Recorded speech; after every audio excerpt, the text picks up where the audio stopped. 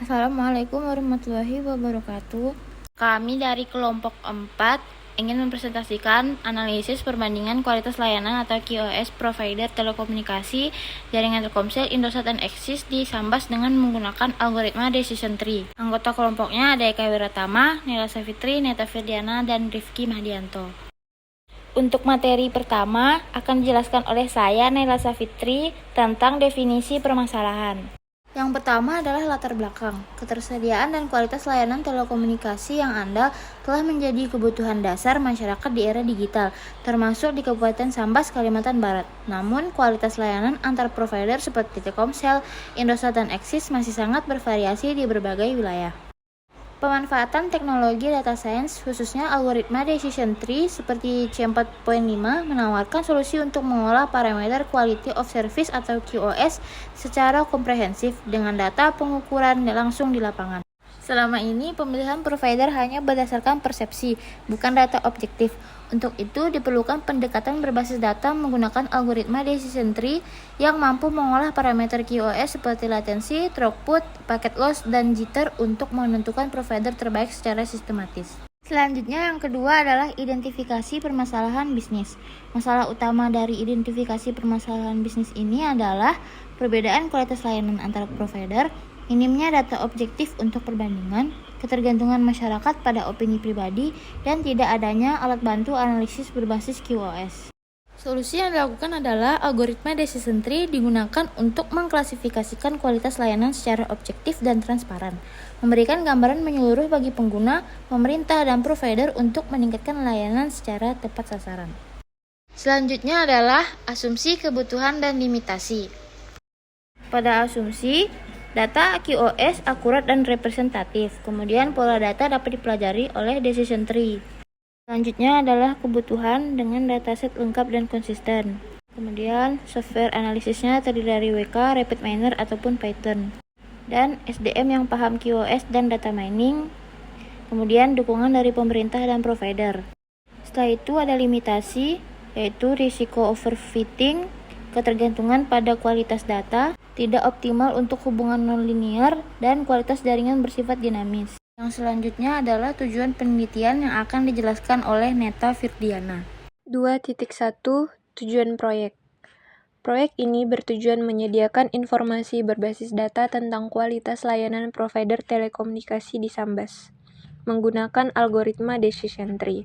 Hasilnya akan membantu masyarakat memilih provider terbaik, pemerintah menyusun kebijakan infrastruktur, dan provider meningkatkan kualitas layanan. Model ini juga dapat direplikasi untuk wilayah lain guna mendukung pemerataan akses digital. 2.2 Measurable Outcomes. Keberhasilan proyek diukur dari 1. Akurasi klasifikasi model target lebih dari 85%. 2. Efisiensi pengambilan keputusan oleh pengguna. 3. Penurunan keluhan layanan dan ketidakpuasan. 4. Pemanfaatan hasil oleh pemerintah dan provider untuk penguatan jaringan. 5. Replikasi metode di wilayah lain. 2.3 Solusi, decision tree, dan pendekatan lain. Solusi utama adalah classification dengan decision tree C4.5 untuk pengelompokan kualitas layanan ke dalam kategori seperti baik, sedang, dan buruk berdasarkan parameter QoS. Alternatif lain 1. Regression, yaitu prediksi nilai QoS tidak untuk klasifikasi. 2. Clustering, yaitu pengelompokan area berdasarkan pola QoS.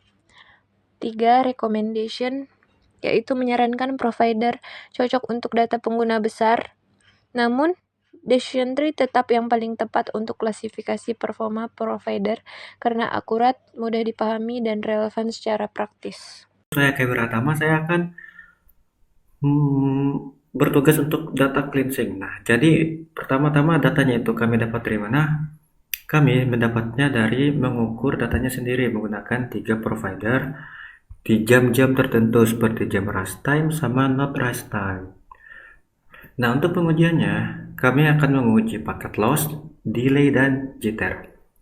Dan provider yang kami gunakan adalah Indosat, Axis, dan Telkomsel. Pertama, bagaimana cara mendapatkan paket lossnya? Pertama, kita ke bagian Wireshark dulu. Sebentar, kita mulai dari awal saja. Kita ke bagian Wireshark. Nah, ini misalkan kita mau mengukur paket loss data Axis, kita buka ini karena sudah diukur sebelumnya. Nah, datanya sebenarnya banyak, jadi ini sebagai contoh saja untuk mempersingkat video. Jadi cara mendapatkan paket lossnya bagaimana? Jadi kita bakal mencari di sini lah cp.analysis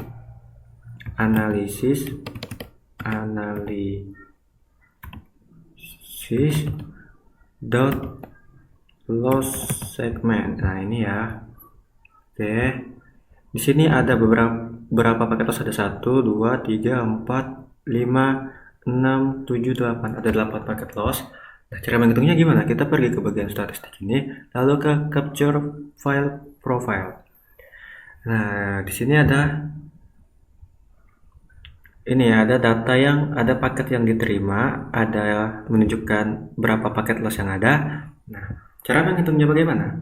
Kita menghitungnya sesuai standar tipon ya, yang sudah ditetapkan oleh standar aturannya. Jadi rumusnya seperti ini. Paket yang dikirim dikurang paket yang diterima, lalu dibagi paket terkirim lagi, lalu dikali 100. Caranya bagaimana? Seperti ini ya. Di sini ada yang paket yang dikirim. Paket yang dikirim adalah ini 2395. Jadi kita tekan di sini 2395. 2395 dikurang paket yang diterima. Tadi paket yang diterima adalah D8. Jadi kita kurang D8 di sini. Kita kurang D8. Lalu kita bagi dengan paket yang terkirim. Ada berapa? Ya, ada 2395 lagi. Nah, di sini kita akan melakukan perhitungannya. Jadi, 2395 kita kurangkan dengan 8. Kita kurangkan menggunakan kalkulator. Di sini kita kecilkan dulu. Nah, 2395 kita kurang 8. Oke, dapatnya 2387 dibagi 2395. Oke, sekarang kita bagi ya. Kita bagi 2395. Dapat hasilnya segini. Caranya langsung kita kalikan saja kali 100 biar tidak pusing. Nah, jadi langsung kita kali 100. Nah, jadi dapat delaynya adalah 99,6. Ini untuk daerah Teluk Kramat karena ya memang jauh dari ini, dari kota gitu. Jadi maksudnya dari tower, jadi delaynya agak tinggi. Kita dapat delaynya 99,5. Oke, itu untuk menghitung paket lossnya. Sekarang kita akan menghitung delaynya ya. Oke, caranya bagaimana? Oke, sekarang kita ke bagian menghitung delaynya sama jitternya ya. Kita kebalik lagi ke halaman ini. Nah, file yang ini kita ekspor menjadi CSV. Ini. Oke, kita save-nya di sebentar. Kita save di sini aja ya. Kita misal testing. Kita save. Nah, sekarang kita buka ini. Nah, caranya kita ke folder. Lalu kita ke bagian tempat kita simpan tadi.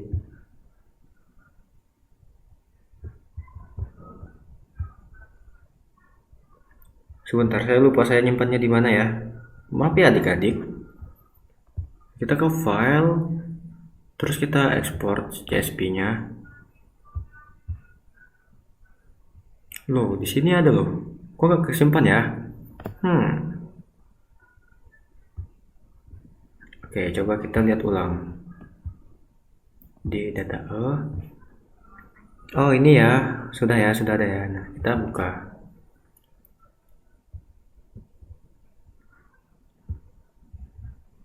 Nah, ini untuk tampilan awalnya.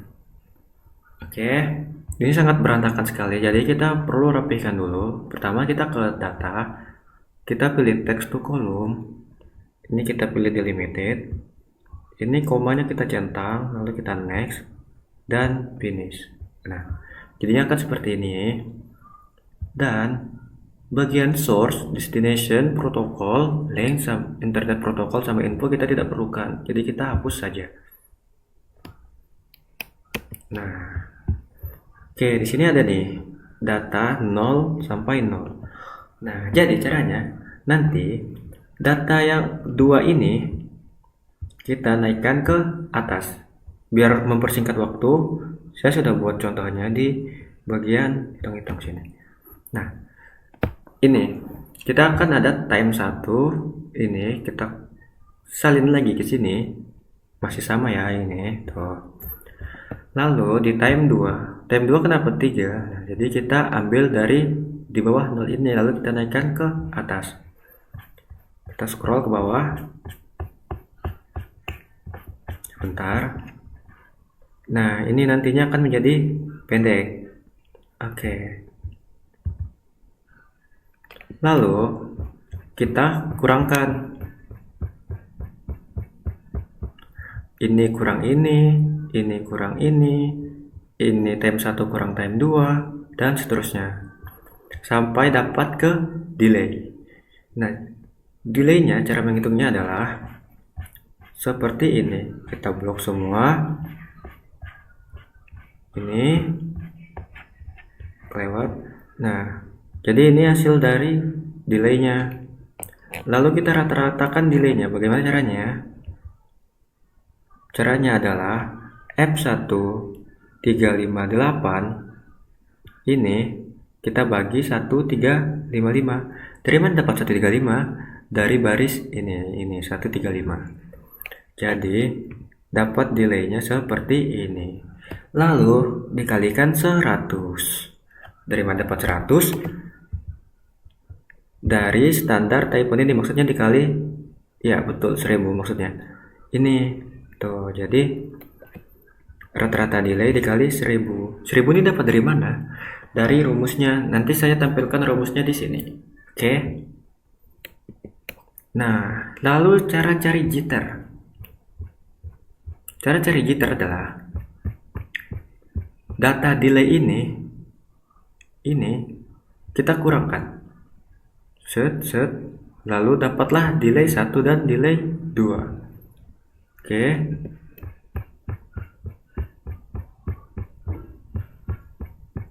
Lalu tiap ini kita kurang-kurangkan ya, ini kurang ini, dan dapatlah jitternya. Jitternya seperti ini.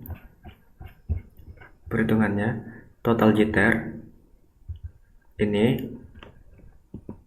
Lalu rata-rata jitter seperti biasa kita baginya 135 karena dia ada di baris 1335.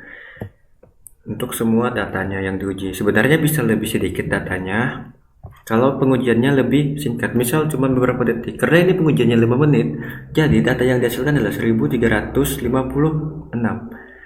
Nah, lalu jitter ini juga dikalikan sama ini 1000. Dapatlah hasil jitternya minus 1. Oke. Begitu ya untuk mencari paket loss, delay, dan jitter. Sekarang kita lihat datanya yang sudah kita olah. Ini. Beberapa juga ada diuji menggunakan aplikasi yang bernama Telnet. Maksudnya Retel. Dia akan menampilkan juga delay, paket loss, sama jitter. Nanti screenshotnya saya lihatkan di gambar ini ya.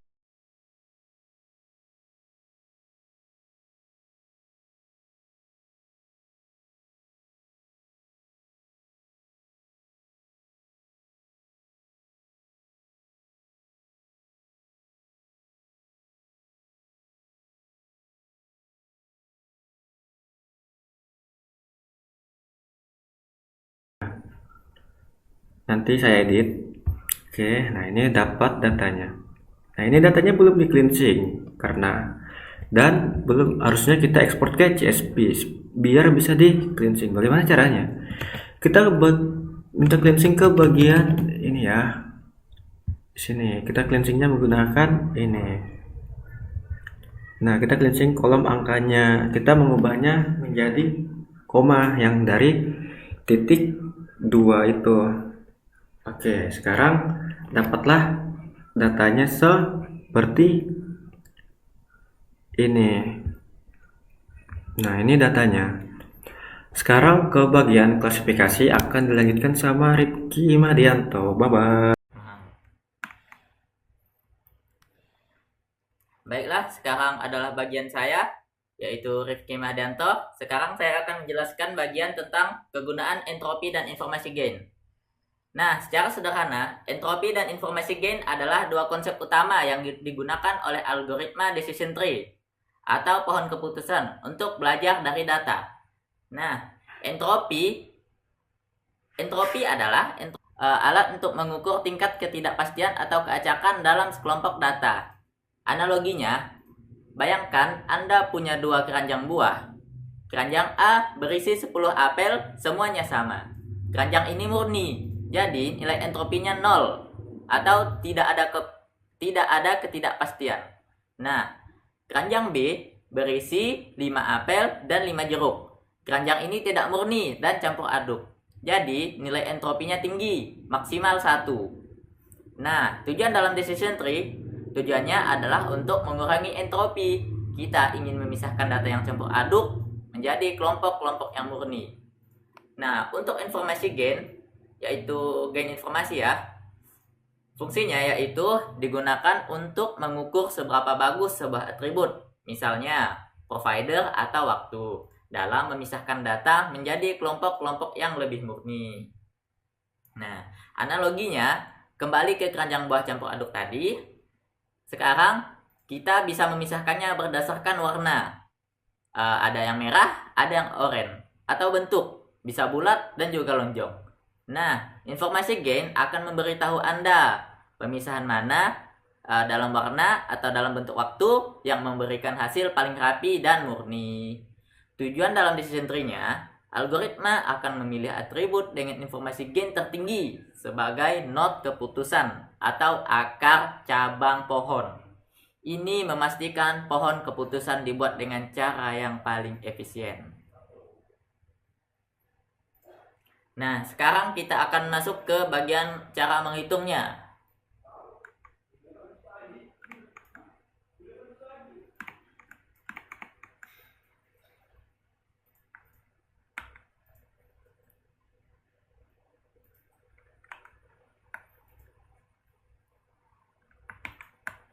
Cara menghitung entropi total, seperti yang diketahui, total data yang kita miliki yaitu 48, jumlah baiknya 18, dan jumlah yang sedang yaitu 30.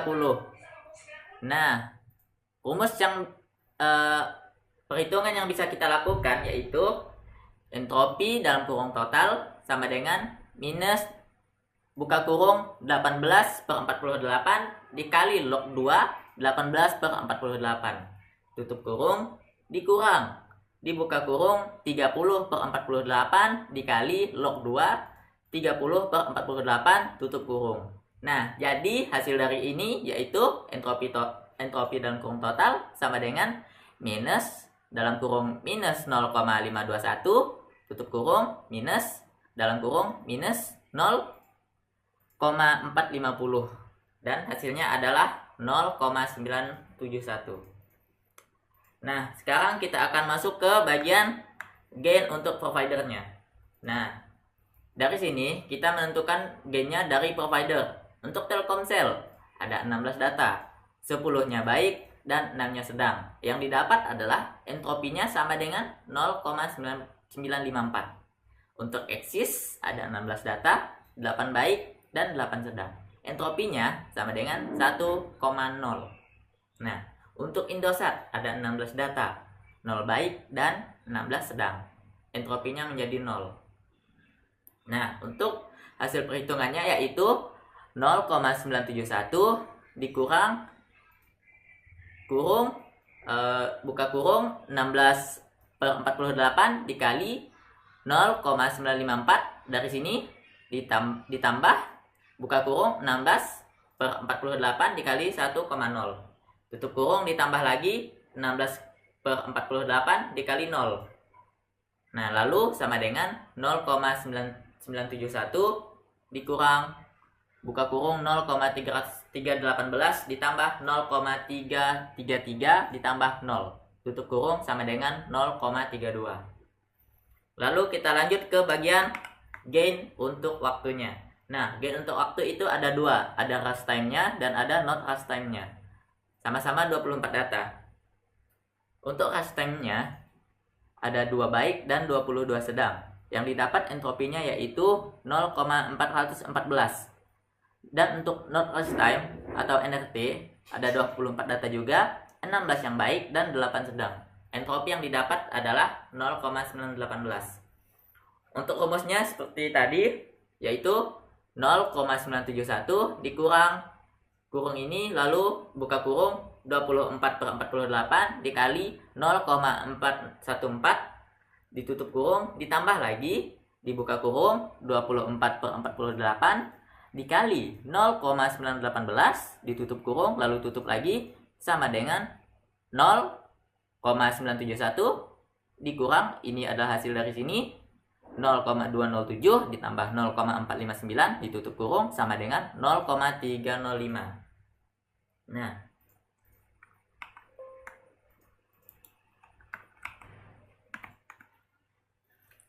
Nah, baiklah, ini adalah visualisasi dari pohon keputusan kami. Bisa kita lihat di sini, ini adalah providernya. Nah, ini adalah keputusannya. Jika providernya Telkomsel, kita cek delay-nya.